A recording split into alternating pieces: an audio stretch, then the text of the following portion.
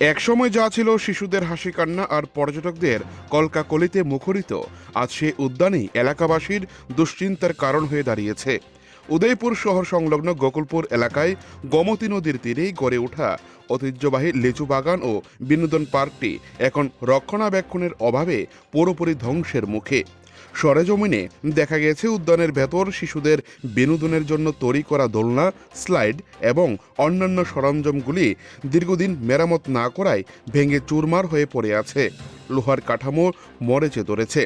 অনেক জায়গায় আগাছা জন্মে চলাচলের অযোগ্য হয়ে পড়েছে উদ্যানটি। ফলে কচি কাচাদের নিয়ে পরিবারগুলো আর এই পার্কে আসার সাহস পাচ্ছে না। পার্কটির এই জনশূন্য ও পরিত্যক্ত অবস্থার সুযোগ নিচ্ছে একদল অসাধু চক্র। স্থানীয়দের অভিযোগ, দিনের আলো হোক কিংবা রাতের অন্ধকার, সব সময় এখানে নেশাখোর ও মাদক কারবারিদের রমরমা আড্ডা চলছে। সাধারণ মানুষের যাতায়াত কমে যাওয়ায় এলাকাটি এখন অসামাজিক কার্যকলাপের নিরাপদ কেন্দ্রে পরিণত হয়েছে। যদিও পুলিশ মাঝে মধ্যেই অভিযান চালিয়ে নেশা সেবনকারী ও বিক্রেতাদের আটক করছে, তবু স্থায়ী কোনো সমাধান মিলছে না।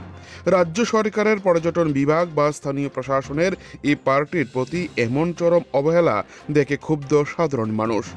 এলাকাবাসীর দাবি, যদি দ্রুত এই পার্কটির সংস্কার করা না হয় এবং নিরাপত্তা ব্যবস্থা জোরদার না করা হয়, তবে গোমতীর তীরে এই সুন্দর পরিবেশটি পুরোপুরি নষ্ট হয়ে যাবে।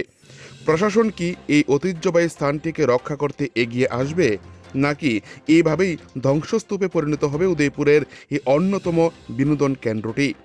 এখন সেটাই দেখার বিষয়। উদয়পুর থেকে নিজস্ব প্রতিনিধির রিপোর্ট, টিভি 100 বাংলা। উদয়পুর শহর লাগোয়া গোকুলপুর লেচু বাগানটি একসময় ছিল জাঁকজমকপূর্ণ। বর্তমান সময়ে দাঁড়িয়ে অসামাজিক কাজকর্ম রাতের অন্ধকার থেকে শুরু করে দিনের আলোতে ঘটছে।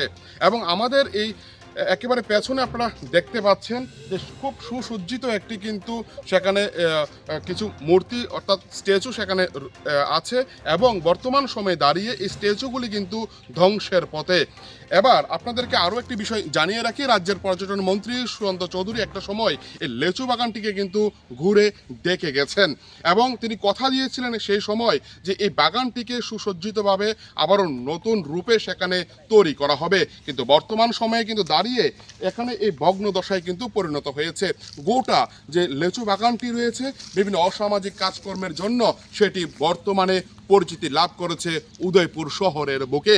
যারা বিভিন্ন জেলা থেকে ঘোরার জন্য আসছেন, বিভিন্ন পর্যটকরা, তারা কিন্তু এসে দেখতে পাচ্ছেন মূল একেবারে ফটকের সামনেই কিন্তু বিভিন্ন মদের সেই বোতল ছড়িয়ে ছিটিয়ে রয়েছে। বিভিন্ন সময় পুলিশ সেখানে হানা দিচ্ছে যারা সেখানে অসামাজিক কাজকর্ম করছেন। এই ধরনের চিত্র উঠে আসছে উদয়পুর লেচু বাগান থেকে। এখন দেখার বিষয় রাজ্যের পর্যটন মন্ত্রী সুশান্ত চৌধুরী কি ব্যবস্থা গ্রহণ করে। আদৌ কি এই লেচু বাগানটিকে আরও নতুনভাবে সুসজ্জিত করা হবে, নাকি এইভাবে একটি সরকারের যে সম্পত্তি একেবারে ধ্বংসের পথে ধাবিত হবে আগামী দিন, সেটা এখন লক্ষ্য করার বিষয়। উদয়পুর থেকে বিপ্লব দে, টিভি 100 বাংলা।